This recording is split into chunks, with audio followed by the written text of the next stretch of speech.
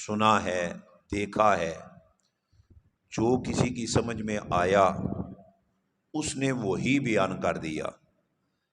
बाज़ ने वाक़े करबला से माज़ इमाम अली मकाम की मज़लूमियत को साबित किया। बाज़ ने वाक़े करबला से इमाम अली मकाम की बेबसी और बेइख्तियारी को बयान किया। बाज़ लोगों ने वाक़े करबला की रोशनी में इमाम अली मकाम की जुर्रत और बहादुरी को बयान किया। हकीकत बात यही है कि वाक़े करबला अव्वल ता आखिर, मदीने से लेकर मक्का, फिर मक्के से करबला, फिर करबला में 10 मुहर्रमुल हराम की असर तक हमें जो वाज़े वाक़े करबला का पहलू हमें सामने नज़र आता है वो यही है कि ए इमाम, तेरी जुर्रत को भी हमारा सलाम हो, तेरी बहादुरी को भी हमारा सलाम हो, तेरी इस्तिकामत को भी हमारा सलाम हो, तेरे सब्र को भी हमारा सलाम हो। वाक़े करबला में जो कुछ हुआ उससे कौम अक्सरियत के लिहाज से वाकिफ़ है। बहुत कुछ हुआ, बड़ा जुल्म हुआ, पर वाक़े करबला से पता चलता है कि ज़ालिमों ने जुल्म करने की हद कर दी, पर मेरे इमाम ने सब्र करने की भी हद कर दी। इस सारे वाक़या से जो आज मैं आप लोगों के सामने जिस पहलू को सामने रखना चाह रहा हूँ वो पहलू है मकाम रज़ा वाला। वो कौन सा पहलू है? मकाम रज़ा। आम तौर पर ये जुमला मैं भी बोलता हूँ, आप भी बोलते हो, जी बस जो रब की मर्जी, जो रब की रज़ा। लेकिन हकीकत हाल यही है कि ज़ुबानी एक जुमला कह देना कि मौला जो तेरी रज़ा वो मेरी रज़ा, ये बड़ा आसान है, पर करबला का मैदान देखें तो पता चलता है ये बड़ा मुश्किल है। अगर इस राह के राही बने, देखो कुरान पाक ने एक असूल बयान किया है कि बंदा ए मोमन जो इस दुनिया से कामिल होकर, अकमल होकर दुनिया से जाता है, कि जिसके जाने पर आगे से सदा भी आती है, मेरे बंदे अब आ जा तू मेरी तरफ। देखो बहुत बड़ा मकाम है। जिस बंदे को रब बुलाए, ऐ मेरे बंदे आ जा मेरे पास, बड़ा मकाम है। लेकिन ये मकाम मिलता कब है? ये मकाम कुरान पाक ने बयान किया, या अय्यतुहन नफ्सुल मुतमइन्ना, ए नफ्से मुतमइन्ना, लौटा अपने रब की तरफ। किस हाल में? रादियतम मर्दिया, इस हाल में कि तू अपने रब से राजी है और रब तेरा तुझसे राजी है। यानी दो मकाम कुरान की इस आयत में बयान हुए, एक है रादिया और दूसरा है मर्दिया। रादिया का मतलब है कि बंदा राजी है। देखो ना, कई बार ऐसा होता है बंदा राजी होता है, रब राजी नहीं होता। इस पर सूफिया ने बड़ी एक ना प्यारी हकायत लिखी है। फरमाती कि मजजूब फकीर एक दिन बाजार से गुजर रहा था और बार बार लोगों को कह रहा था कि मान जाओ, मान जाओ, मान जाओ। तो चंद दिन गुजरे, वही फकीर कब्रिस्तान में बैठा है, तो फिर कहता है मान जाओ, मान जाओ। गुजरने वाले ने कहा किसको मना रहे? कल बाजार में मना रहा था, आज कब्रिस्तान में मना रहा है। कहते हैं कल बाजार में बंदू को मना रहा था, आज कब्रिस्तान में रब को मना रहा हूं। उसने कहा क्या मतलब? वो फकीर कहता है कल बाजार में बंदू को कह रहा था आखिरत को मान जाओ, गुनाहों से तौबा करो, मान जाओ। खुदा की नाफरमानी छोड़ जाओ, मान जाओ, अपने रब की रजा पे राजी हो जाओ, मान जाओ। आज रब को कह रहा हूं मेरे मौला तू ही मान जा। उसने कहा फिर क्या बना, नतीजा क्या निकला? वो कहता है जब मैं बाजार में कह रहा था ना कि मानो, उस वक्त रब तो मान रहा था पर बंदे नहीं मान रहे थे। मैं इनको कहता कि तुम मानो, वो मानता है कि मेरे बंदों को बुला, मेरे बंदू को मेरे करीब कर, पर वो नहीं मान रहे थे, मना रहा था। पर आज ये कब्र में बेबसी की आलम में लेटे हैं। आज रब को कह रहा हूं तो रब फरमाते आज मैं भी नहीं मानूंगा। आज ये मानते हैं, वो नहीं मानता। कल वो मानता था, ये नहीं मानते थे। मतलब क्या कि बहुत दफा ऐसा होता है बंदा मानता है, रब नहीं मानता। बाद औकात ऐसा होता है रब मानता है, बंदा नहीं मानता। दुआ ये किया करो कि बंदा भी मान जाए और रब भी मान जाए। देखो ना, मजा तभी है कि बंदा कहे कि मौला मैं राजी हूं, और आगे से सदा आए मेरे बंदे चल मैं रब होकर तो इसे राजी हूं। कुरान पाक ने ये दो लफ्ज बयान किए, रादिया और मर्दिया।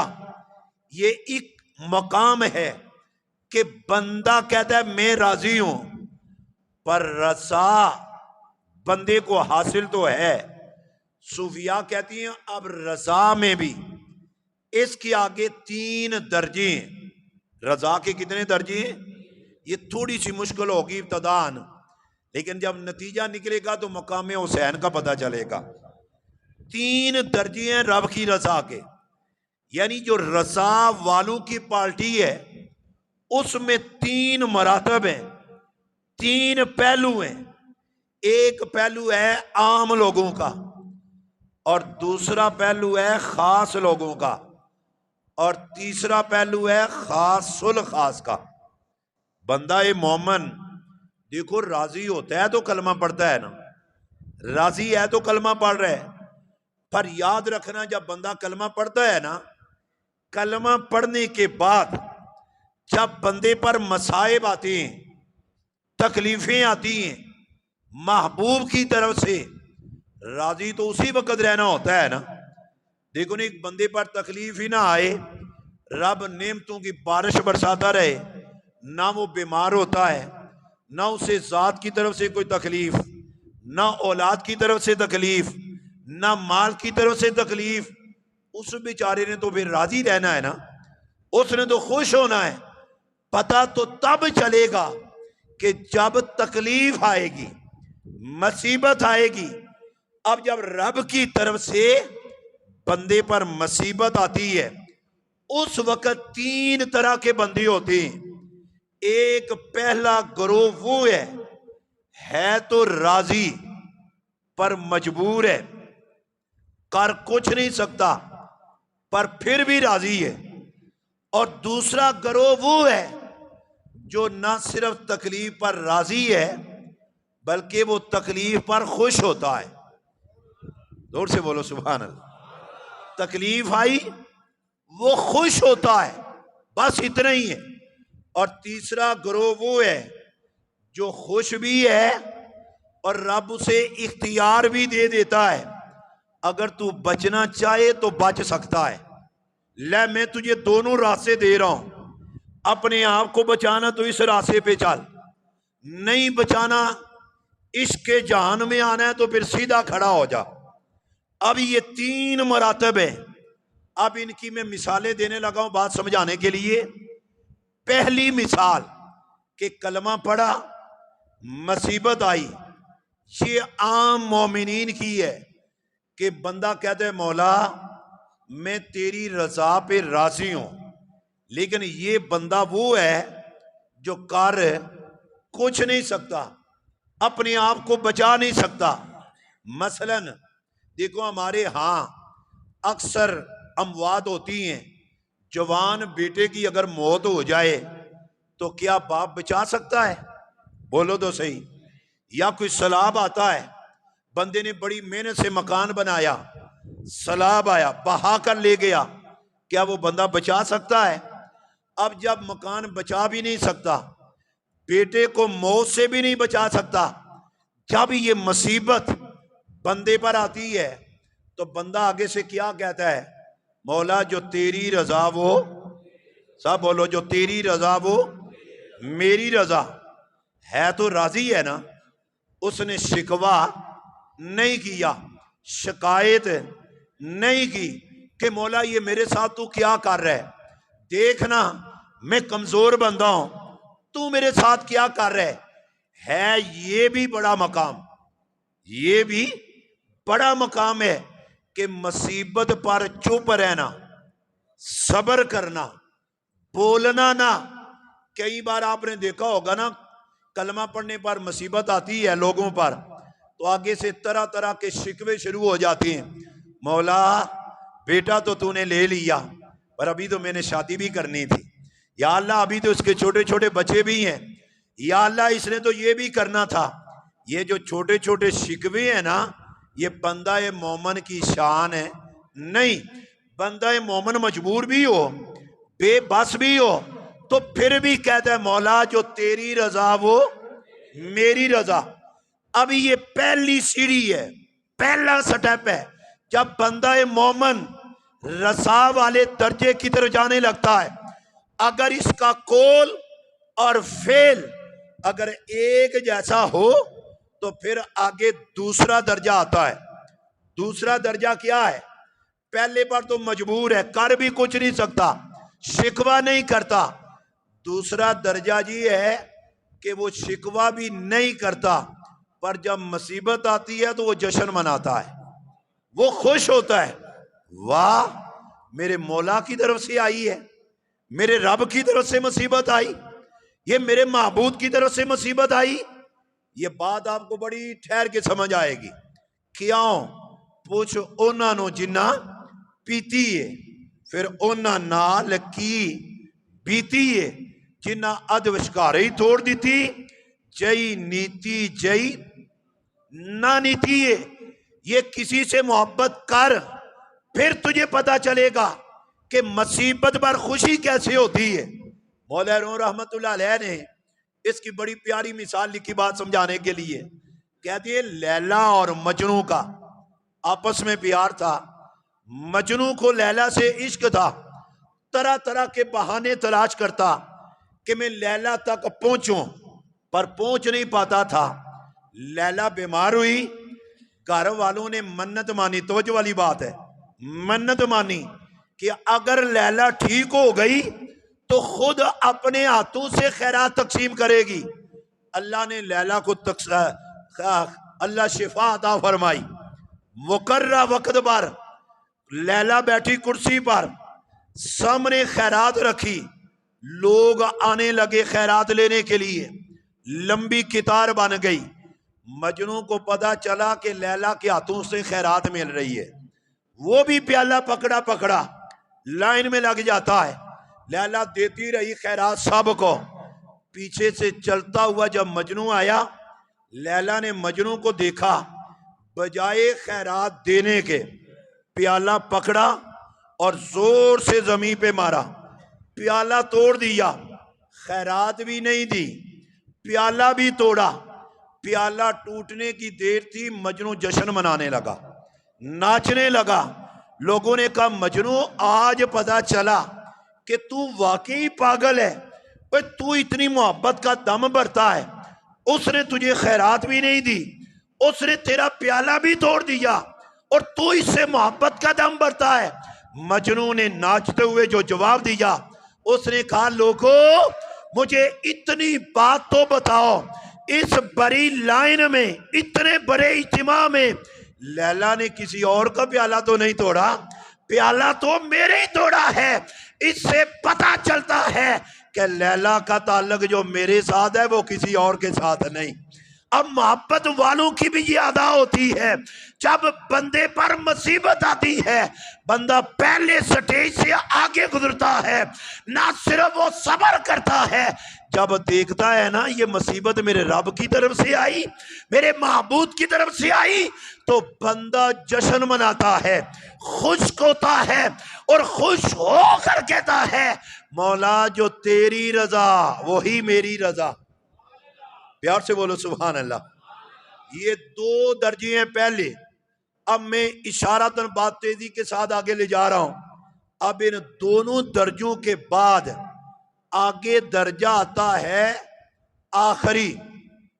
कौन सा? मजबूर भी नहीं और सिर्फ खुश भी नहीं, बल्कि मकामे रजा के आखिरी दर्जे पर जो बंदा फायद होता है, सूफिया कहते हैं रब उसे इख्तियार भी दे देता है कि ले तुझे मैं इख्तियार देता हूं, अपने आप को बचाना है ना मुसीबत से बचा ले, अगर नहीं बचाएगा तो फिर मकामे मर्दिया पर पहुंचेगा। ये आखिरी दर्जा है। अब आम अवाम उन्नास में तो जो फरमाना, अवाम उन्नास ने कुछ और समझा है, सूफिया और उलमा ने कुछ और समझाया है। आम अवाम ये समझती है कि वली अपना इख्तियार इस्तेमाल करे, करामत दिखाए, तो कौम कहती है वाह सुभान अल्लाह, हमारी कितनी पहुंची हुई सरकार है। जबकि सूफिया कहते हैं अरे जो करामत दिखाता है कौम मानती है पर रब नहीं मानता। रब फरमाते अच्छा मेरा राज आउट कर रहा है, लो फिर आगे वाले दर्जे से पीछे आ। अब आम बंदा कुछ और समझता है, हकीकत में कुछ और होता है। क्या मतलब? हजरत सैयद गौस अली शाह कलंदर रहमतुल्लाह अलैह आप फरमाते हैं कि बचपन का आलिम था, मैं अपने शेख के साथ राय हक की तलाश में फिर रहा था। फरमाती कैसे मकाम पर पहुंचा जहां पे मैंने देखा दो मजजूब लेटे हुए हैं। आपको पता है ना मजजूब वो होता है जिसे ना अपनी न दुनिया की किसी शय की होश नहीं होती, बस अल्लाह ही अल्लाह। वो अपने रब के जलवों में गुम होता है, उसे किसी की कोई परवाह नहीं होती। कहते हैं दो मजजूब लेटे थे, कुछ शरारती लोगों ने, करीब आग जल रही थी, दोनों मजजूबों के जिस्मों पर एक एक आग का अंगारा रख दिया। उन्होंने कहा चलो आज इनकी फकीरी का पता चल जाएगा। ये जो बड़े पहुंचे हुए हैं लोग इनको बड़ा मानते हैं।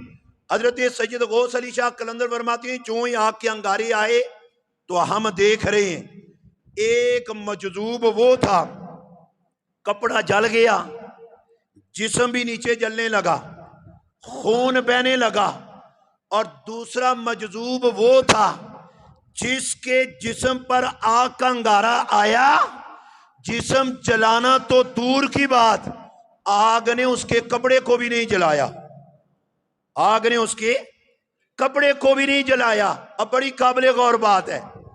हजरत सैयद गौस अली शाह कलंदर फरमाती है मैं छोटा था, मेरा शेख पूछने लगा बेटा जरा ये बताओ इन दोनों में से कामल कौन है, पहुंची हुई सरकार कौन है, कामल कौन है? फरमाती है मैं फौरन बोलकर मैंने कहा हुजूर कामल वो ही है ना जिसका कपड़ा भी नहीं जला, जिस्म भी नहीं जला। फरमाती है मेरे शेख मुझे देखकर मुस्कुरा कर कहने लगे बेटा अभी बच्चे हो ना तो बच्चों वाली बात करते हो, ये बच्चों वाली बात करते हो कि कामल वो है जिसके कपड़े भी नहीं जले। अर्ज करती हैं हुजूर फिर आप ही बताओ। आपने फरमाया यही बात तो है कौम की, कौम कामल किसी और को समझती है और कामल कोई और होता है। फरमाया तू कामल उसे समझता है जिसके कपड़े भी बच गए, जिस्म भी बच गए। फरमाया कामल वो नहीं जिसके कपड़े बचे, फरमाया कामल वो है ओए जिस्म जल रहा है पर टिकटिकी लगा पे अपने रब को देख रहा है। उसकी तवज्जो हटी नहीं। पर मैं ये कैसा कामल है, तवज्जो रब की तरफ भी है और अपने जिस्म की तरफ भी है, तवज्जो अपने महबूद की तरफ भी और तवज्जो अपने कपड़े की तरफ भी है। पर मैं मजजूब वो होता है जो अपनी साथ से भी हटकर हर वक्त अपने महबूब के हुस्ने हकीकी में वो मस्त और अलस रहता है। अब हजरत सैयद गौस अली शाह कलंदर राहिमहुल्लाह ये लिख कर कौम को बताना चाहते हैं कि हकीकत को समझो। हकीकत क्या है? अब मकाम रज़ा का जो तीसरा दर्जा है उसमें क्या होता है, अपने आप को बचाने का इख्तियार भी होता है। अगर वो बचा ले तो पीछे आ जाएगा, नहीं बचाएगा तो महबूब के और करीब हो जाएगा। उसकी मैं दो मिसालें देने लगा हूं ताकि बात सारी आपकी समझ में आ जाए। अल्लामा नबहानी रहमतुल्लाह अलैह ने जामिउल करामात में ये बात लिखी है, फरमाती बुजुर्ग हो गुजरे हजरत शेख अहमद शर्मीनी रहमतुल्लाह अलैह, ये बहुत बड़े वली कामल थे और मकाम रज़ा पर फायज थे। आपका एक ही अकलौता बेटा था, बीमार हो जाता है, माँ बेटे की आई हजरत शेख के कदमों में अर्ज करती है, हुजूर मेरा एक ही बेटा है, हाथ उठाओ ना, औरों के लिए जो दुआ करती हो मेरे बेटे के लिए भी दुआ कर दो। हजरत शेख शर्मीनी रहमतुल्लाह अलैह फरमाने लगे, जा जाके बैठ जा, रब की रजा पे राजी रह। भेज दिया। दूसरा दिन आया, फिर आई, हुजूर अगर ये फौत हो गया तो मेरी गोद उजड़ जाएगी, तुम तो हर वक्त अल्लाह अल्लाह करते रहती हो, मेरी तो ये सारी बहार है, अगर बेटा इस बीमारी से मर गया तो मैं भी मर जाऊंगी, आप इसके लिए दुआ करें।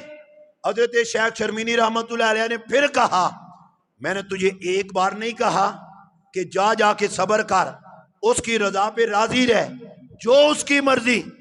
दो तीन बार ऐसा हुआ, जब बेटा आखिरी सांव में आया बीमारी बढ़ती गई।